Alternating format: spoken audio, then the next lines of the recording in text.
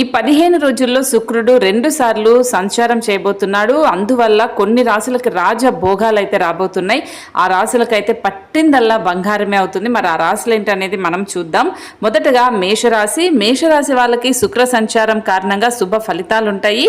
మేషరాశి వాళ్ళకి కుజుడు అధిపతి కాబట్టి వీరికి ఈ సమయంలో మంచి సంపద లభిస్తుంది. ఉద్యోగాల కోసం ఎదురు చూసే వారికి నూతన ఉద్యోగ అవకాశాలు వస్తాయి. ఉద్యోగాలు చేసేవారికి ఇంక్రిమెంట్లు, ప్రమోషన్లు వస్తాయి. వర్తక వ్యాపారాల్లో లాభాలు వస్తాయి. వృషభ రాశి వాళ్ళకు కూడా శుక్ర సంచారం కలిసి వస్తుంది.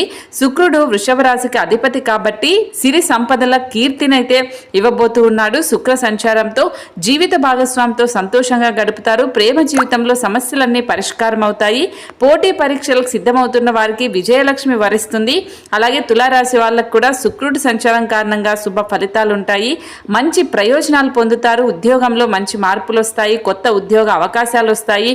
నూతన ఆదాయ వనరులు కూడా వీళ్ళకు వస్తాయి. అన్ని అద్భుతంగా వీళ్ళకు ఉంటాయి. ఇప్పుడు నేను చెప్పిన రాశులకైతే శుక్రుడి సంచారం కారణంగా అయితే 15 రోజులు అద్భుతాలు చూస్తారు. రాసి పెట్టుకోండి. మరి మీ రాశి